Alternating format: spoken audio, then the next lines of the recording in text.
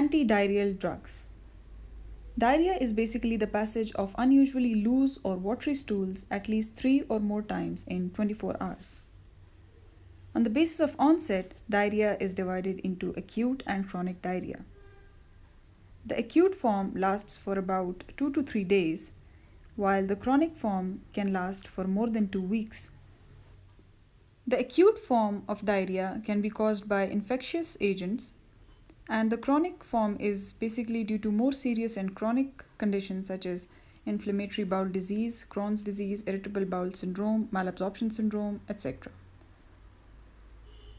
The chief approach to treatment of acute diarrhea is that to rehydrate the patient, because the chief mortality factor in acute diarrhea is dehydration, while in chronic diarrhea our approach is to find out the cause and treat that. Now, for the management of diarrhea, we do two things particularly. One is the non-specific therapy just for symptomatic treatment, and the other is specific therapy to find out the cause and treat it. The non-specific therapy include oral rehydration therapy and anti-motility and anti-secretory agents use. The main anti-motility and anti-secretory agents used are opioids, alpha-2 adrenergic agonists, octreotide, and racecadotril. The oral rehydration therapy is mainly used to treat acute diarrhea to treat the water and electrolyte balance. It is a simple, safe, and cheap method. The oral rehydration solution contains NaCl, potassium iodide, sodium citrate, and glucose. The NaCl and potassium iodide restores the losses of sodium and potassium. Sodium citrate being a base corrects the acidosis, while sodium and glucose are co-transported in the ileum by sodium glucose co-transporter. As a whole, it decreases stool volume and vomiting. It is effective in cholera, and if severe dehydration is there, then we need to administer IV fluids. There are new forms of cereal-based ORS in which rice boiled powder is used instead of glucose.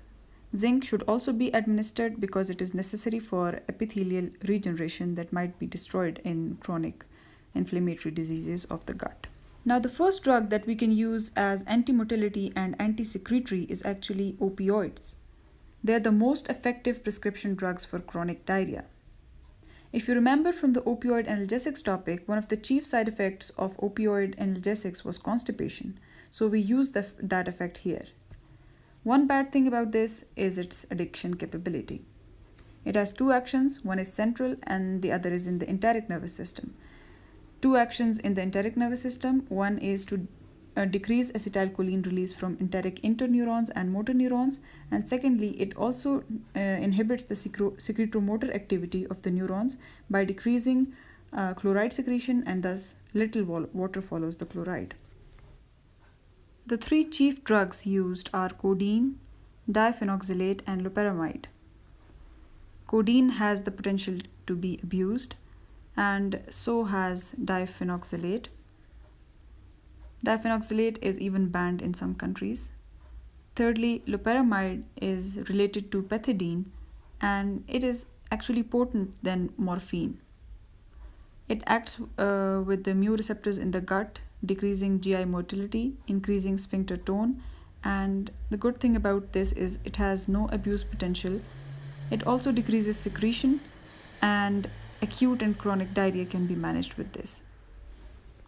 The alpha-2 receptor agonist, that is centrally acting alpha-2 receptor agonist used, is clonidine.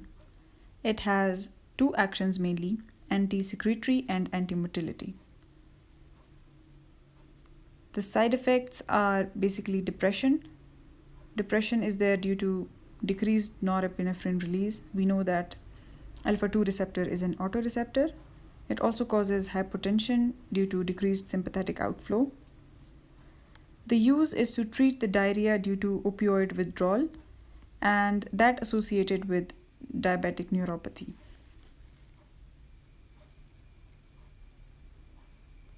The chief effect is by decreasing the anti-secretory activity actually.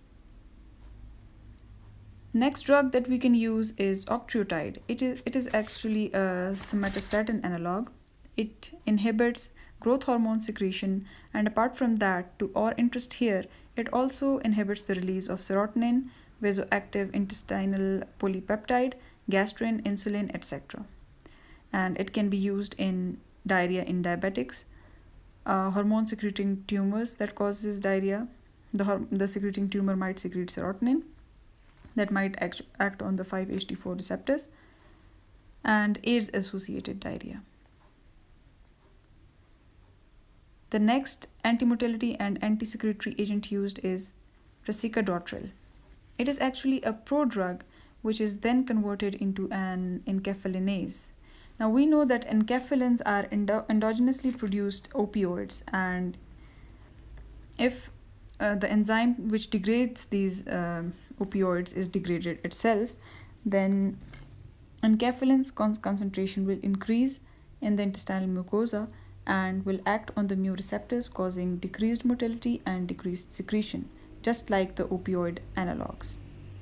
It can be used in acute secretory diarrheas by E. coli, etc., and side effects include drowsiness mainly.